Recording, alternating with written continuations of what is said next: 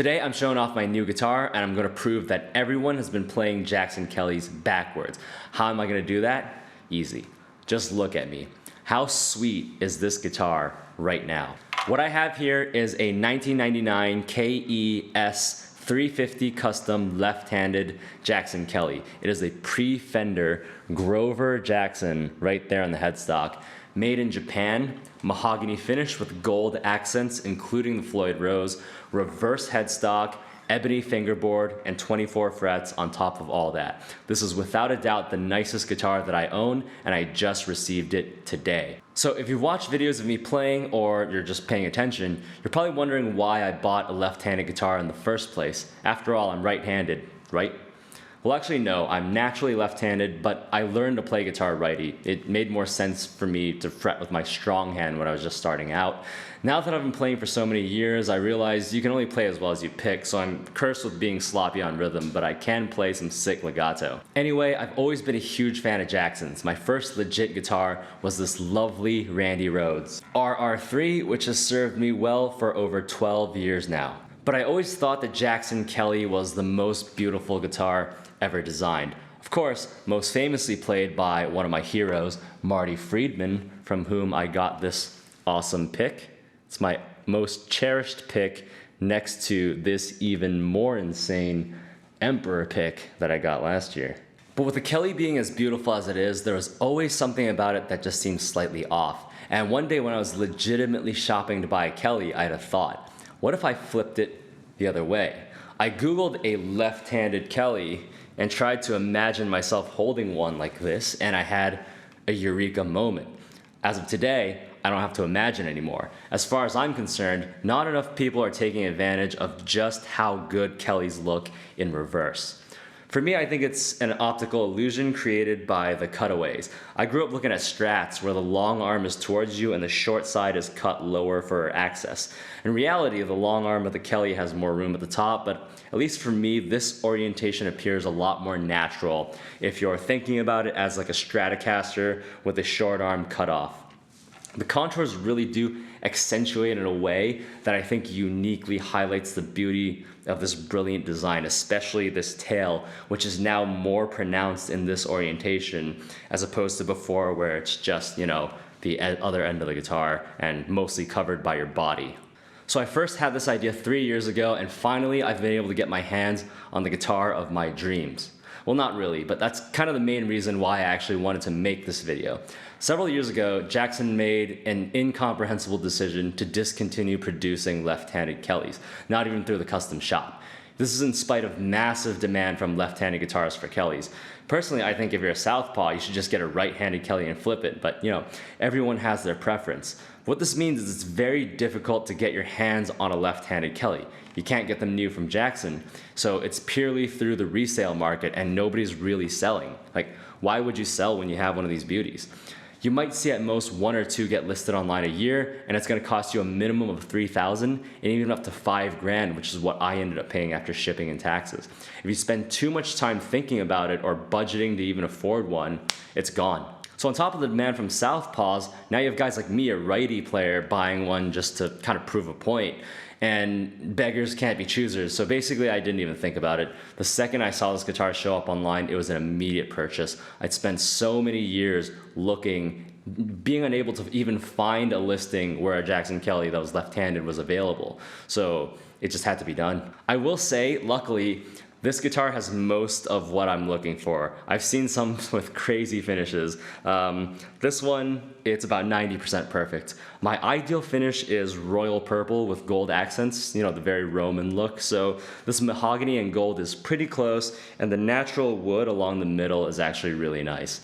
I've never played an ebony fretboard either. This is really smooth, and I'm excited to really get to playing this guitar once it's ready. And I could also really use a 24 fret guitar for the studio, so that's all good. Another underrated aspect is the ambidextrous strap placement. It's right along the center line of this guitar, and that just makes it so that you can really easily play it either way. This is opposed to my Reverend Airwave over here, where the strap is actually on the arm, so it's great that I don't have to move the strap. Now, big question, how does this guitar balance? Surprisingly well.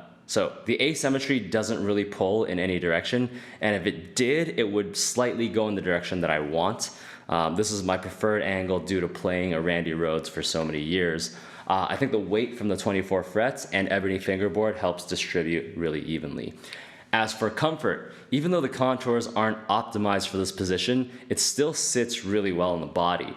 This side that's supposed to rest on your leg, it fits me pretty nicely, and the tail fin, or whatever you want to call this now in this orientation, it doesn't get in the way of the leg. I can move pretty freely and in fact stabilize the guitar on my leg when I'm standing. Now in a sitting position, I'm going to simulate, the fretboard actually kind of tilts downward from where it seesaws on the leg. The same thing actually happens on my Airwave, so it's also not new to me to have to play a guitar that's kind of tilting downward. No matter what, it's going to be vastly different from my RR3, which I played fairly vertical. The real adjustment I'm gonna have to make, of course, is to play around these knobs. The last thing I wanna do is flip a switch or roll a knob while I'm recording and, mess everything up. The most comfortable way I figured I could play is up here at the neck, but I would be picking into the fretboard, which I really don't wanna do. Alternatively, I could play back here, which is a little awkward, but it's doable. Most likely, I'll actually be playing this guitar standing up, where I can get a much better angle of attack. I can anchor my forearm into this corner and play over the knobs.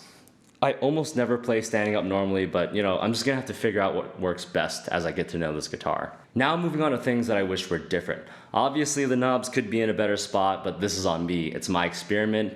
I would have liked the standard headstock instead of reverse, which ironically ends up being standard for a right-handed player. This will be easier to tune, but I just think that this angle doesn't really mesh well with the body of the guitar. In my opinion, I think standard headstock looks better on a Kelly. Now we get to the real elephants in the room. The first thing you might note about this guitar, if you know anything about it, is this is not stock. The previous owner made a very questionable decision, I think, of replacing the Seymour Duncans with EMGs. What this means is I can't even play the guitar for you in this video because I literally got it today and I don't have a battery. So this video is unfortunately going to be purely cosmetics unless you want to hear some acoustic chords.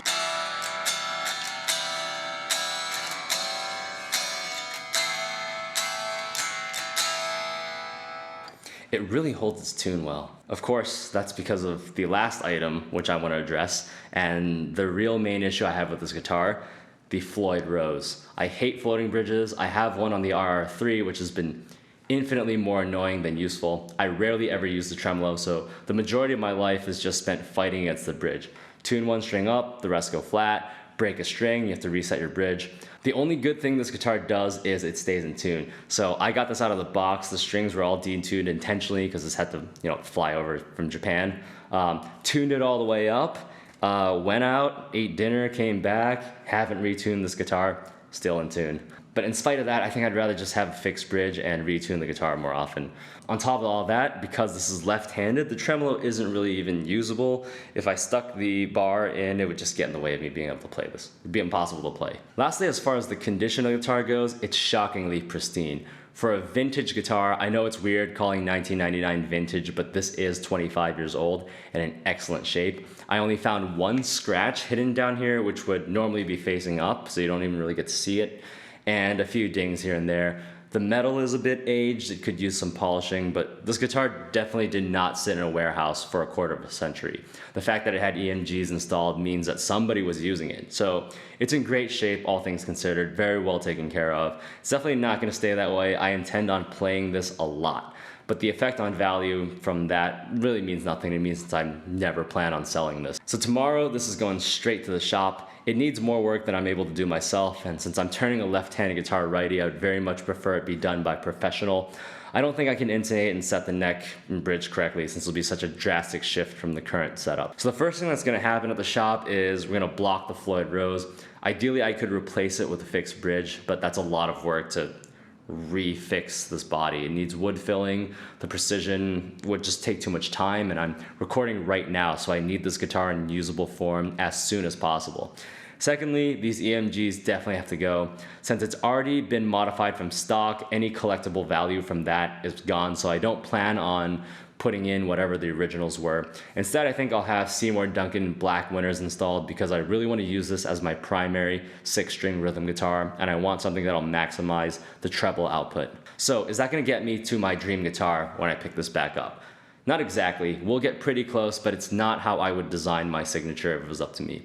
If anyone from Jackson is watching this, first, please bring back the left-handed Kellys. The demand for these is huge, and if production costs are more expensive, I'm sure people are willing to pay a higher price. Considering getting these for resale, it's gonna cost at least $3K. If you do that, and this video helps get people talking about Kellys, come on, hit me up. I promise the Apathy signature reverse Kellys are gonna fly off the shelves once people see this. So if you're a right-handed guitarist and you wanna look as cool as I do right now, send this video to everyone you know and tell them to hit up Jackson, ask for left-handed Kellys to come back.